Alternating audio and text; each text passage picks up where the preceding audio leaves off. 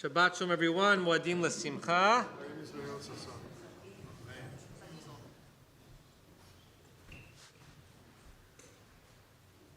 There's a concept in the halachic literature of a mountain hanging by a thread. And it's a reference to the fact that sometimes there's an enormous amount of legal material that governs how Jews live that's hanging by the thinnest of connections, the actual source of it all, the Torah. Right? The classic mountain hanging by a thread are the laws of Shabbat. I mean, the number of books on my shelf that are just dedicated to the particular halachot, the laws of observing Shabbat, is voluminous. What does the Torah say about Shabbat? Lo teva aroesh b'chol moshvatechem. Don't light a match in all of your dwellings and rest. That's all it says, right? It's a very thin hair, and there is the entire Rockies are hanging from it. So when it comes to the development of Jewish law, the rabbis were rather expansive, and sometimes more interestingly expansive on the smallest of sources. I also find that some of the most interesting midrashim that don't lead to Jewish law but lead to our understanding of the tradition are also focused on the smallest of words. Rick Muller, who often sits right there, I think he's downstairs today, in my Rashi class on Wednesdays, he's often talking about how much happens on the word zeh. What does zeh mean? Zeh means this. But he kind of follows the pattern of the different trope, the different musical accompaniments of the word zeh, and he has this theory that the word zeh means something much bigger than just this. Something similar happens when it comes to the verse from which we get the laws of lulav and etrog, which we don't wave today, so I thought I would focus on it in the drash because we don't have an opportunity to actually ritualize it today. And that is the word lachem. The verse from Vayikra Leviticus says, ulakachtem lachem. You shall take lachem, to yourself, for yourself, on behalf of yourself, all these four species. There are very few words in the Torah on which a greater number of commentators have offered a commentary.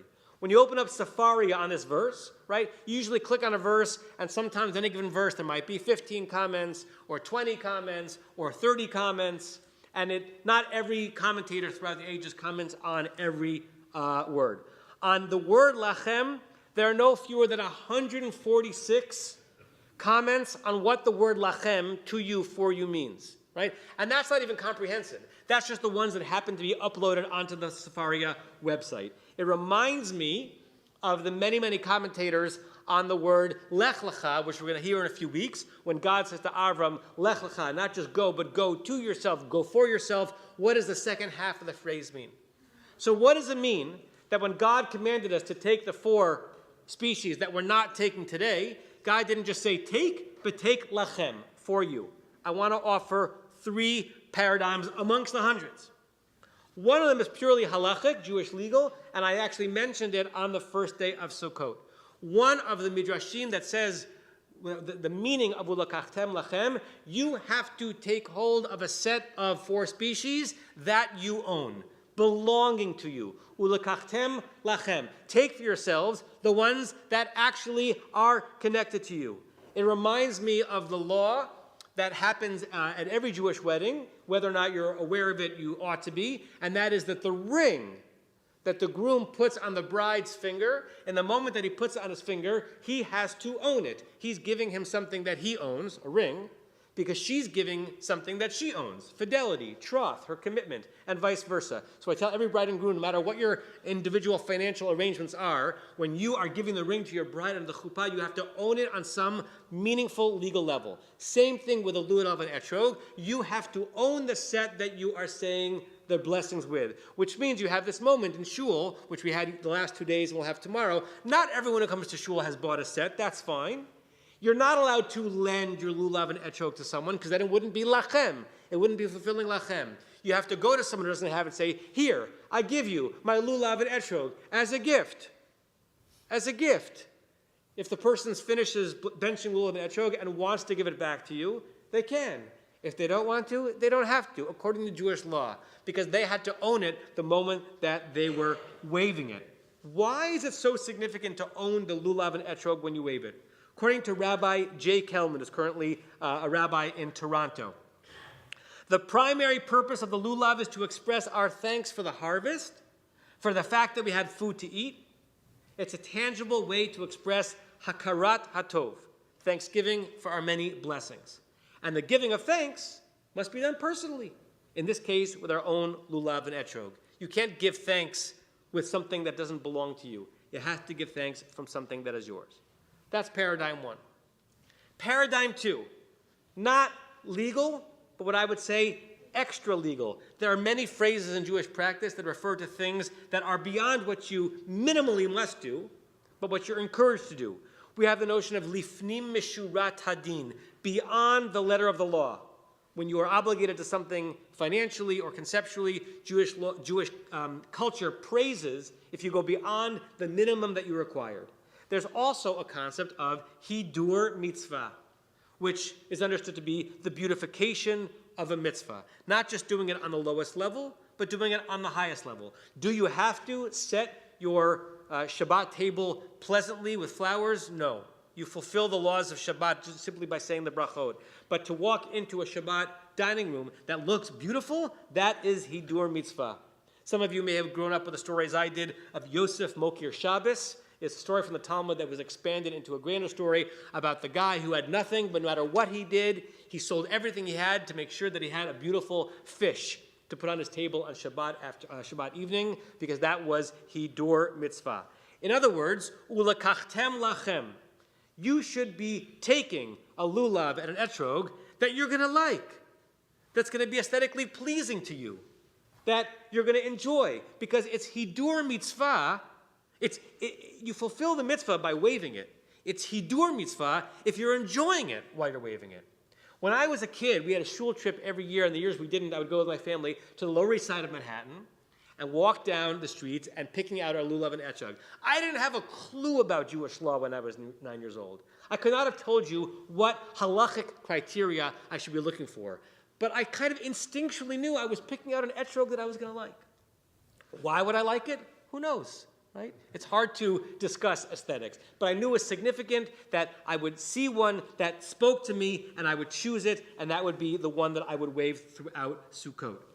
Our sages, Chazal, tried to legalize, very challengingly, and standardize the notion of beauty in halakha. It's very hard to standardize and legalize halakha, but they tried. They tried to talk about whether or not the one that's most aesthetically pleasing has to do with the size, whether it has clear skin or bumpy skin. They even had a Hebrew word that we define in English as personality. Does it have interesting crevices, your etrog, or is it more flat?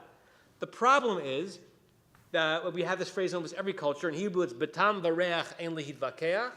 When it comes to taste and smell, you can't argue. If you say something that tastes good, and I say it doesn't taste good, which one of us is right? We can't convince the other. So it's very challenging to legalize and standardize the notion of aesthetic choice for your lulav and etrog.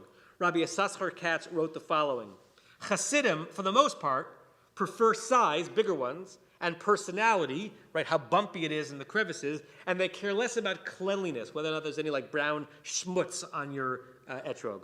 While for Litvaks, Jews who come from Lithuania and other places nearby, it's the reverse. There's also a political component to the process. Israeli etrogim often tend to be less clean than non-Israeli ones. And does your choice represent something in that situation? So legally, you need to own your lulav and etrog. But hedoristically, you don't only need to own it, you need to like it. Otherwise, the mitzvah will become what's called in Jewish law, ma'us alecha, ugly to you. I have experience with mitzvot that over certain amounts of performances of them became ma'us alai, ugly to me. I'll tell you one. For 9 years, many of you know, I was the rabbi of a small synagogue in upstate New York. And many, many weeks, almost the entirety of the obligation of reading Torah, and we did a full Torah reading, was on me. I had some helpers, and occasionally I only had to read 1 or 2, but sometimes I had to read 5 or 6 or 7. And I have been enjoying the mitzvah of reading Torah since I was 13 years old. I took to it. I'm musical. I like it. There were Friday nights in 2001, and 2002, and 2003, and 2004, and 2005, where instead of myself enjoying the rest and the beauty of Shabbat in my house, I was up late when everyone was sleeping with my tikkun, trying to get through the 5th aliyah, and then trying to get through the 6th aliyah, and then trying to memorize the 7th aliyah. And at some point, I felt my body stiffening towards a mitzvah that I was supposed to love. It was becoming ma'usalai. It was just too much. It was too burdensome. I was no longer able to enjoy the aesthetics of reading Torah. It was simply an anvil on my head. It's possible that anything that you're obligated to do, you can stop enjoying if there isn't enough aesthetic pleasure in experiencing it. You're supposed to choose a lulav and etrog that you're going to enjoy. Paradigm 3. The aesthetics of this mitzvah are wonderful, and they're whimsical, and it's a personal part of the holiday, choosing a set that you're going to love. But it can be overdone. It can be overdone to perseverate on micro details of a citron, and it's possible to lose the forest from the trees. My grandfather used to tell this joke. I think it's okay to tell in shul. We'll find out in a second. A woman goes to a butcher, and she wants to buy a chicken. And the butcher hands her over a chicken, and he's about to ring her up. And she goes, wait a second, I want to look at this chicken. And she takes one wing of the chicken, and she lifts it up, and she looks in, and she sniffs. And she takes the other wing of the chicken, she lifts it up, she looks around, she sniffs. He's about to ring her up. Wait a second, I'm not done. She does the same thing with the drumstick, another drumstick, and then she looks down in the center where the neck used to be, and she looks in. She's staring and investigating this chicken for about 5 minutes. At some point, the butcher says, hey, lady, could you pass such a test?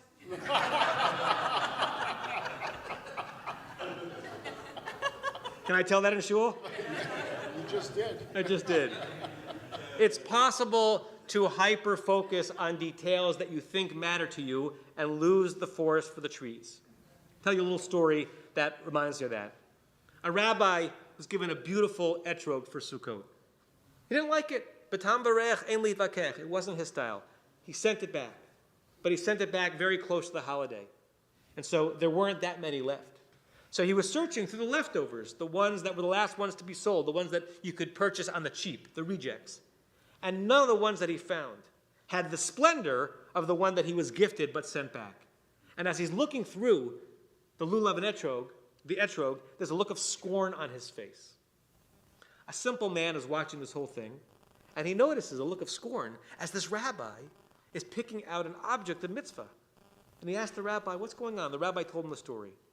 The simple man says, you know what? I never have that problem. I love the one I end up with each year. The rabbi says, how is that possible? The man says, listen, I don't have a lot, but I spend what I can on the etrog, and I never look at it. I just buy it in the box until the first morning of the holiday. I get to shul, carrying my etrog, still concealed in the box.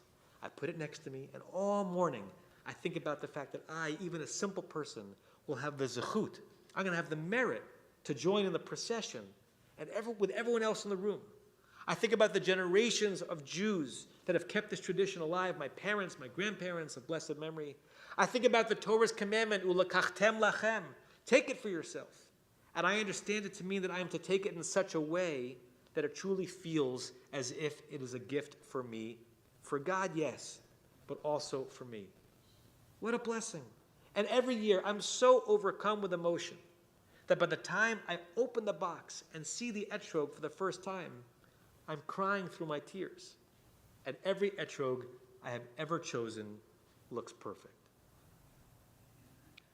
Sometimes in the search for the thing that we are sure we want, we might surrender what we most need: equanimity, a sense of wonder at the blessings that we have, however much we have spent on an etrog, whether we're able to buy it with our own funds or arrange for a temporary gifting from someone else, whether the etrog is wonderfully dimpled and fragrant with a proud pitom, or flat and plain and odorless citron with a tilted tip.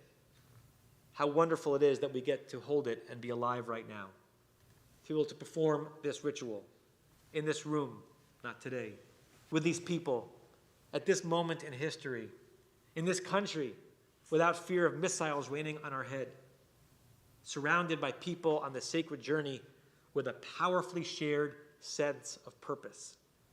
In that context, What etrog would not be exquisite? So we don't wave them today, but we have 4 more days to perform ulakachtem lachem.